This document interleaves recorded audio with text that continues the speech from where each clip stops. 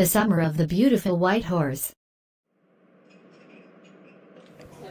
Hello, मेरा नाम आरम है। मैं 9 साल का हूँ और मैं हूँ मुराद और मेरा एज 13 इयर्स है। बाय द वे, मैं बता दूँ, ये जो मुराद है ये मेरा कज़न है, ओके। और मेरे अलावा सभी से पागल समझते हैं। तो चलिए हम स्टोरी को स्टार्ट करते हैं।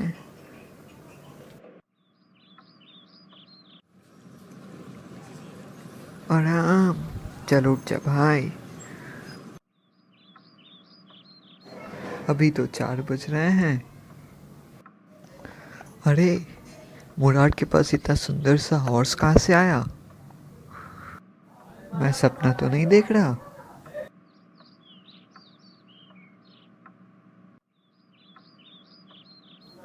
ये तो सच में अरम ही है।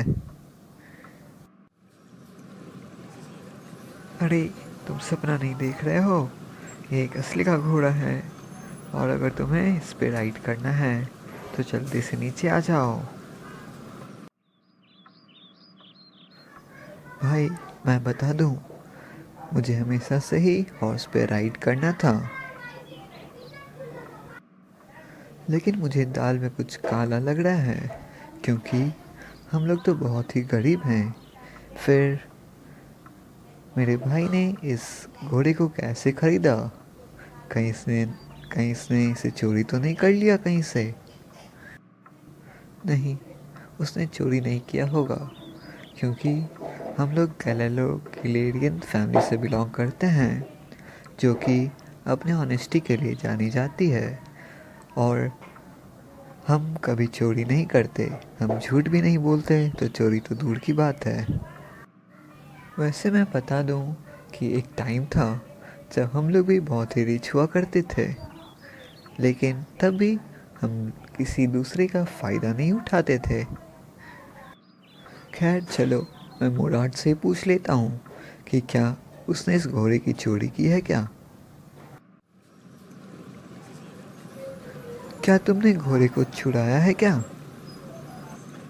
अगर तुम्हें घोड़े की सवारी करनी है तो जल्दी से चलो। अच्छा, तो इसने घोड़े को छुड़ाया ही है, लेकिन सिर्फ सवारी करने के लिए घोड़े को चुराना चोरी थोड़ी ना कहलाता है। ये चोरी तो तब कहलाता जब हम इसे बेच देते और इससे पैसे कमाते।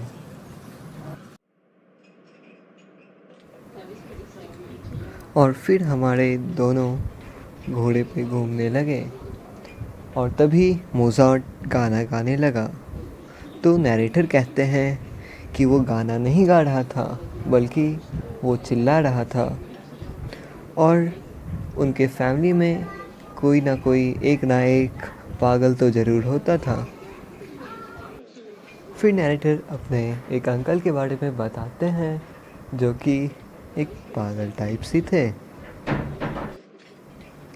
उनके अंकल बहुत ही इम्पेशेंट थे और बात बात पे गुस्सा हो जाते थे, और उनसे कोई बात करता तो वो गुस्सा हो जाते और कहते इससे कोई नुकसान नहीं है और